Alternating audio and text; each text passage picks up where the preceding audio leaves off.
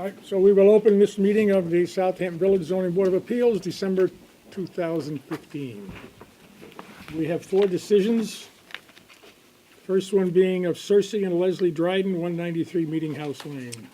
I move we accept this decision as proposed. I'll second. All in favor? Aye.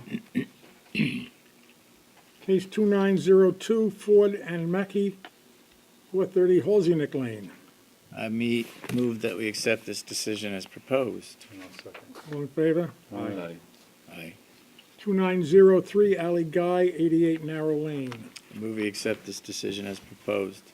Second. All in favor? Aye. And 2904, Pheasant Lane LP, 41 and 51 Pheasant Lane. I move we accept this decision as proposed. And I'll second. All in favor? Aye. Anyone here for those cases would like a copy? Pheasant Lane. Ally Guy. Thank you. Have a nice evening. Goodbye.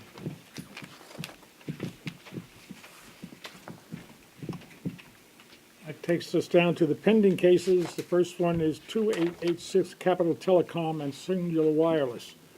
Is there anybody here for that? There is. Good evening.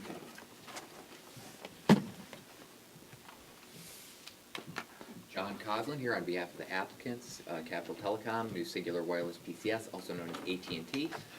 Since we were last here before the board, the applicants have been pursuing their planning board applications. This board, at the time we were last here, agreed to authorize the planning board to act as lead agency for purpose of coordinating SECRA, and its review. Planning board is now closed, issued a negative declaration under SECRA. I have a copy. I understood that Ms. Eisman was going to forward copies to the board, or however it would be recorded internally throughout the village. We're here this evening to ask that the board close and consider voting on the application as presented. There have been no changes to the application in chief. There have been minor designs to the engineering documents, but that will all be finalized with the building department, assuming the boards do adopt positive votes. Do you have any questions from the board? No.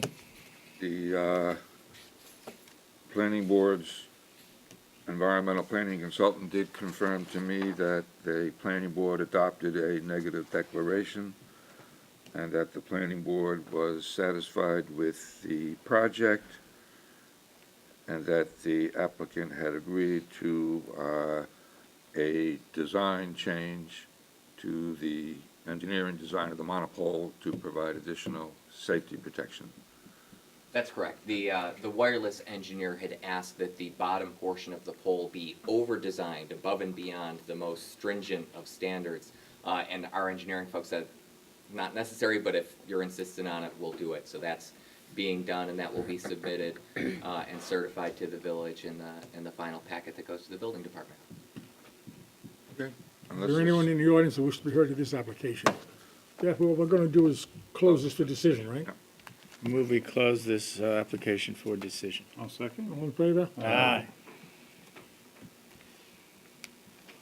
Very good. Thank you. On the application of case number 2890, Jody Donahue, 1211 Meadow Lane. You don't have anybody here for that? We had an outstanding comment letter.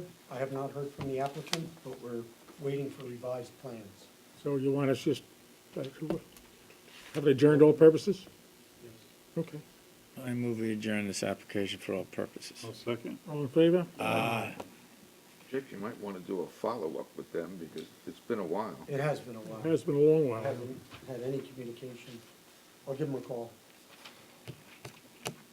Now, we've got the 3 applications joined as one, 2899, 2899, 2899, a Cooper's Neck Family LLC, and 2 from the Meadowmere Partners, 66 Meadowmere and 255 Cooper's Neck. We have received- revised plans for that, right? We did receive revised plans. I looked at them. They made all of the changes that were requested at the last meeting and in the memo. So I had no further questions for this evening. Do we have any questions from the board? Rick? We can close it for decision as far as I'm concerned. Any comments from the audience on this application? I move we close this application for decision. I'll second. All in favor? Aye. Case number 2901-1391 Meadow Lane LLC, 1391 Meadow Lane. Bailey, Larkin, Bennett, and Reed, offices at 212 Windmill Lane in Southampton. After the meeting last month, we revisited the design of the site after we noticed an inconsistency on the radius map with respect to lot coverage. When we revised the radius map, it turns out that the proposal was at a little bit over 18% lot coverage. So we've spoken with our client, and we have a draft plan right now to reduce lot coverage down below 15%, consistent with the Meadow Lane overlay district. I have copies of a draft plan. It's not finalized. We intend to have finalized plans submitted to not only show the revised design, but also to address Chick's comments that he gave us last month. The revised plan will reduce actually the front yard setback relief required. We're gonna shrink the front porch addition that was proposed. We're also proposing to shrink the deck on the eastern side, which will increase setbacks on the eastern property line from what was requested previously, by about 6 feet, which is quite a bit less relief sought. So we'd ask that this matter be adjourned until next month, and we should have all revised materials probably next week, early next week, and we'll send them directly to Chick as well for his review. That's fine. That's fine? Just make sure they go to the village office, but I'll be happy to receive them directly as well.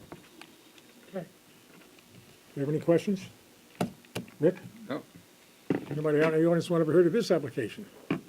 So we will have a motion to adjourn for all purposes. We adjourn this application for all purposes. I'll second. All in favor? Aye.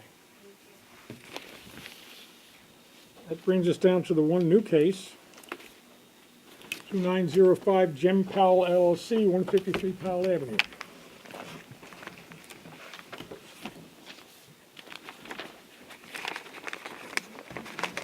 I have the affidavit of posting and mailing.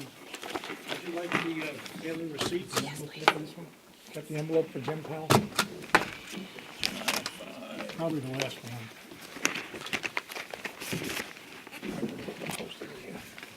That's right, we didn't even take his basket this time. Doesn't need it.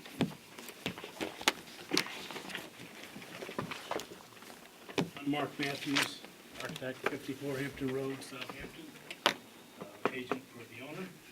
This is an application to legalize a lean-to addition that was built in 2001 and 2002 on the backside of 153 Powell Avenue. The tenant of that building is Tom Matthews, my brother, who's right here. And we submitted that although this is closer to the property line than it should be, we feel that perhaps we want to variance to extend as it is to the back, because what they're doing, no undesirable change will be produced in the character of the neighborhood. The north, as you know, is the railroad. To the east is the telephone company, all their trucks and materials. And the existing structure is not overly visible from the other properties and does not alter the existing light industrial use of the property. Benefit sought by the applicant could not be achieved by some other method. Therefore, to protect the integrity of the site, and submit that the existing location of the roof structure is reasonable within the context of the intended purpose. In fact, this is at the very back of the building, is out of the way of fire lanes, and it's really, really out of the way of anybody. And we submit that the proposed variance will not have any adverse effect or impact on the physical environment conditions of the neighborhood or district. I did look into lot coverage, because I thought we should talk about that. Lot coverage is, the light industrial zone is allowed to be 25%. From the latest Squires and Holden map, which you have, you'll see that Lester has listed the total built-out area, 27,160 feet.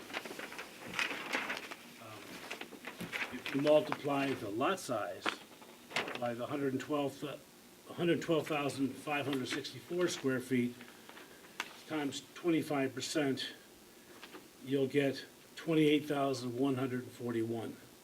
That leaves us 981 square feet to the good. As it happens, this shelter, this lean-to, which is an open building, is 918 square feet. So we're just, we had to measure it Fine, twice right? to make sure, but, so it just fits under it.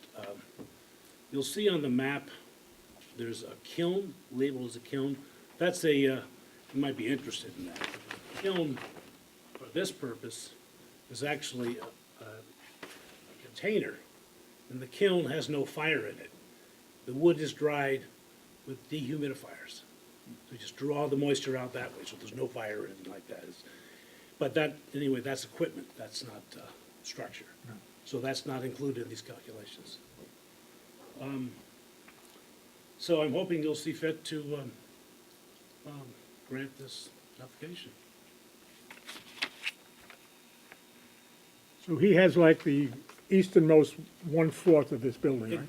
That's right, the very far east end of the Roscoe building is Tom's building, and he's added on to the back for reasons we explained, but there's woodworking and wood drying out there. So there's an open shop. I do have some photographs, I imagine you've all been there. Yeah. Was the other day. Do you have any questions? No questions? Is there anyone out in the audience who'd like to hear of this application?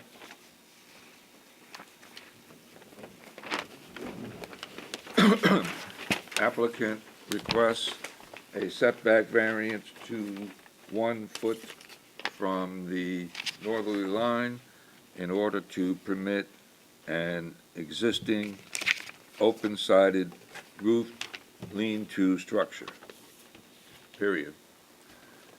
In view of the location of the existing northerly building in relation to the northerly line, comma, and in view of the fact that the property is bounded on the north by the Long Island Railroad, comma, we find that the requested variance will not have a detrimental impact, and thus we grant the requested variance. So moved. Second. All in favor? Aye. Thank you all.